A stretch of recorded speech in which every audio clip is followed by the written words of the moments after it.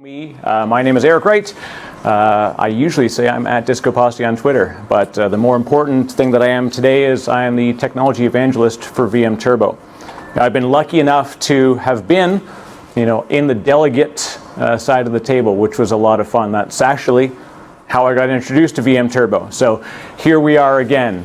This is a second opportunity to actually present to Tech Field Day, so it's very exciting for me. So you'll have to excuse, of course, my Canadianisms. I talk about processes and projects, and I talk about things and all that good stuff. So if you can get past the funny accents, we're going to talk today about VMTurbo and some really interesting and cool things that we've introduced lately.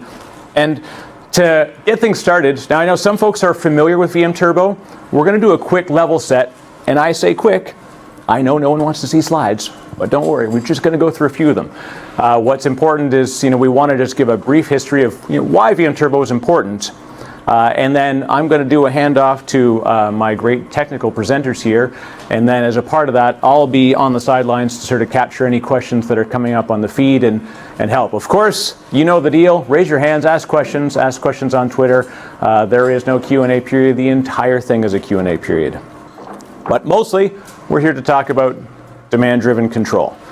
And it's a very important subject, which is why it's our title, right? Demand-driven control for the software-defined universe. As more and more of our technology is moving into software-defined, software-managed, ultimately software-driving hardware, it's important that we understand that while we've got this great new technology and all these software capabilities, the one thing that's missing is control.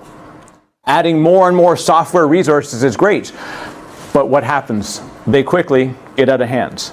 And in a quick little view here, we're going to show you how this got started. We know, of course, the traditional, the typical modern data center. We have network, we have compute, we have storage. These are common resources. They are whatever your vendor is, they are whatever your technology is. Ultimately, these are just pools of resources. They are pools of resources thanks to the miracle of virtualization.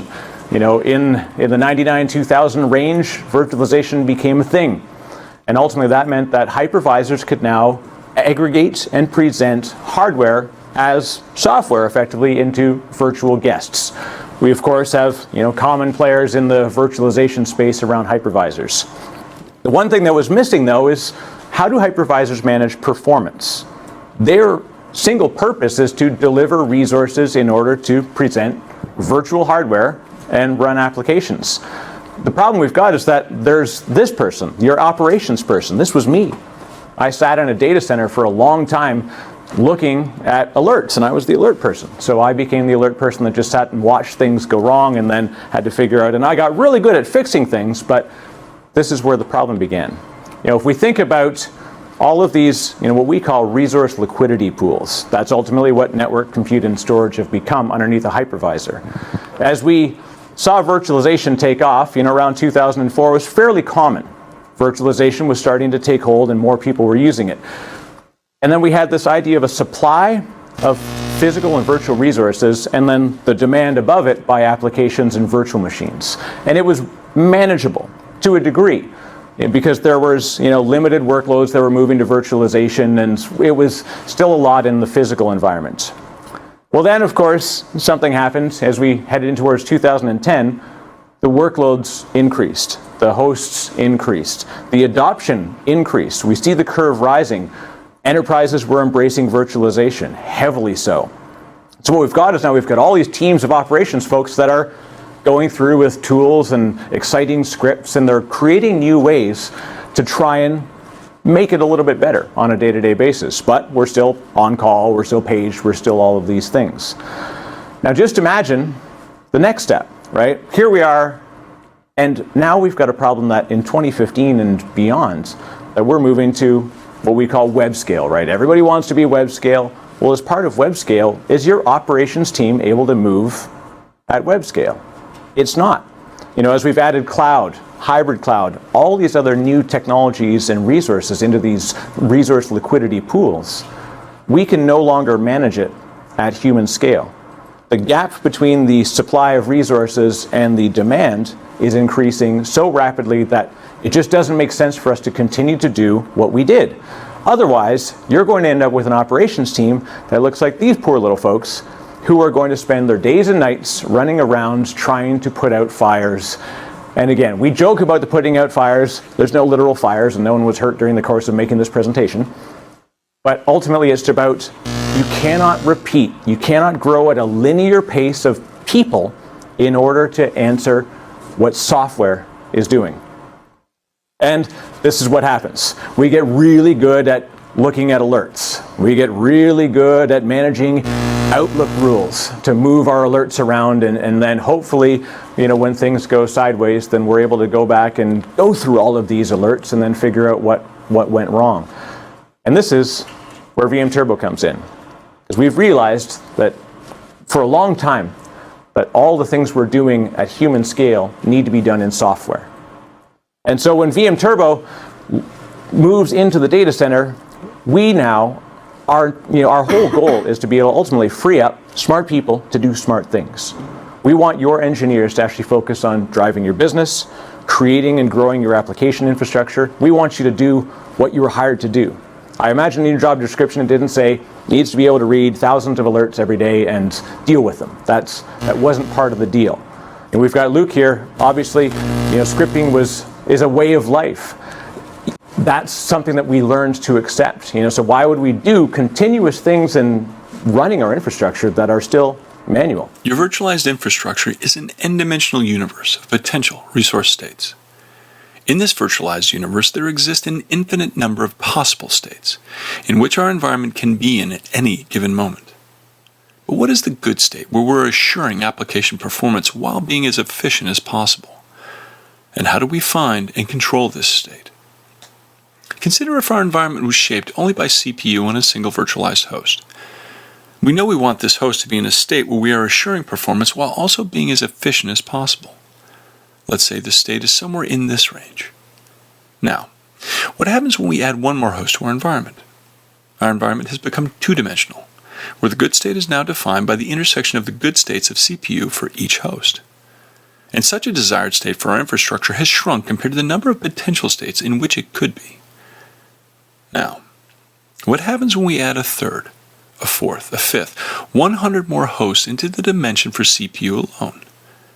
The combinations of CPU states becomes n-dimensional, with the bad states greatly outnumbering the number of potential good states. Our desired state becomes even smaller within this chaos.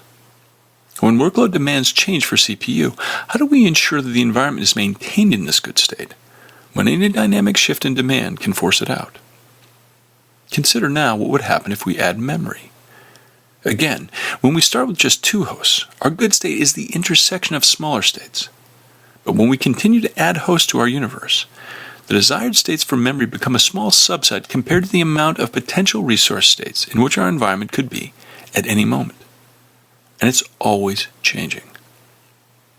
While each dimension by itself is complex, we now need to consider how to maintain the desired states across these two dimensions. Just like the intersection of good states for two hosts, we now have an intersection of states across n dimensions. A place where CPU and memory are both converged and controlled across all hosts. When we make a decision on CPU, how do we know that the workload we adjust won't push others out of the desired state for memory? And if we make a decision for memory, how do we make sure we don't push CPU into one of the bad states? Let's add the additional dimensions for IOPS and network and swap, where the trade-offs between each are constantly pushing the environment in conflicting directions. In this case, identifying a desired state that satisfies all these trade-offs becomes harder and harder. Indeed, hard beyond human scale. The desired state for compute can only be achieved at the intersection of all these dimensions where workload demands are being satisfied by the infrastructure supply. But every demand change that happens risks diverging the environment into the vastly larger potential bad states in this n-dimensional universe. In reality, we don't just have dimensions for compute. We have multiple dimensions. Consider what the desired state would look like for hybrid cloud, and decisions to move workload off or on premise, or the desired state for storage, or such a desired state for network, and for workload, and the desired state to satisfy quality of service goals for the workloads. Any change in each impacts all the others. So we must find that equilibrium that satisfies all these trade-offs. Everything added to our environment expands our universe exponentially, making the potential desired state smaller and smaller. But somewhere, we can find these desired states. A place where our environment is converged and all these trade-offs are satisfied. But with the dynamism and fluctuation inherent in your environment, how can you find it? And more importantly, how can you control it there? The answer: demand-driven control from VMTurbo.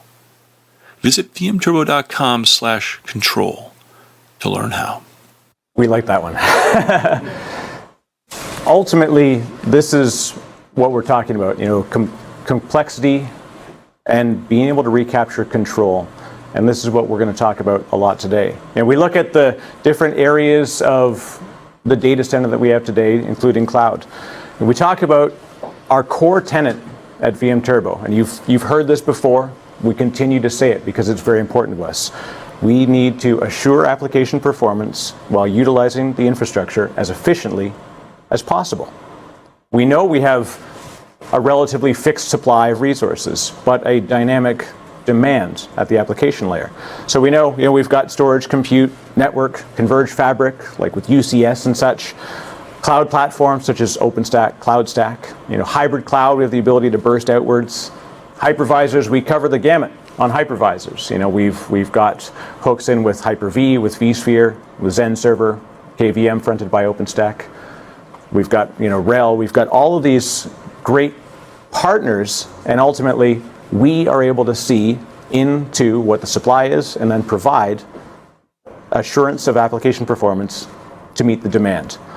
As containers, Red Hat has lots of container work that's going on. DockerCon going on as we speak, making all sorts of announcements. If you thought VMs got sprawl, just imagine when they're significantly smaller. So it's going to be a scale that's way beyond where we are. How are we going to control that? You're in luck. We've got something. And then we look further up to the top in the true sort of demand, and we talk about applications, and we talk about network flow, we talk about all these different top levels. We're moving further up the stack, because ultimately that is what we need to do. We need to think about this call. You got it from your developer. Your developer comes to your operations team and says, I need an 8 CPU machine, it has to have 64 gigs of RAM, it's got to run whatever their database application is. And you think to yourself, why am I being asked this? Curse these developers. And ultimately what it is we're being told the solution, but we really have to understand what's the problem. What is it they're really seeking? And what they're really looking for is quality of service. So here's the question. All right, make sure everybody's awake. Who knows what quality of service is from a networking perspective? I know we've got some networking for, there we go, there's a hand at the back. Ethan, tell us what is quality of service in networking? In networking, this would be making sure that an application is delivered across a network end-to-end with some specific quality. So if it's voice, making sure that all the voice packets arrive in a timely fashion. Excellent. And that is precisely what makes network reliable. We knew that this was a gap, and we've relatively filled that gap as far as north-south capability in networking. Quality of service gave us some of those capabilities. So QoS is something that we needed. But just imagine if you could have quality of service everywhere. This is what VMTurbo is moving towards. We want to take quality of service and move it into the applications. Because what we've done in networking has given us this reliability and resiliency, and that's what we're going to do, and that's what we're going to talk about today. So ultimately, the goal is that VMTurbo becomes synonymous with QoS, but moving into your application stack, covering all of your infrastructure. And this is an important piece because we can no longer just live with the variables. We need to understand that we have resiliency. Risk versus resiliency is a pretty easy question. We take a lot of risks sometimes by the way that we have to run our infrastructure. But when something goes wrong, you don't want to be the one in front of the CIO explaining why it went weird. So we're going to talk about a few areas of quality of service. We're going to talk about application control. We're going to talk about service level assurance. SLAs are something we talk about as a business, but what about being able to move those SLAs into your technology and into your infrastructure? Network control. What does it mean for us when we talk about network control? Storage control, getting enhancements and moving that quality of service down into the storage layers. And then cloud control. As a big fan of OpenStack, as you may know, I'm always excited by the stuff that we're doing, not just in OpenStack, but in other cloud capabilities. So.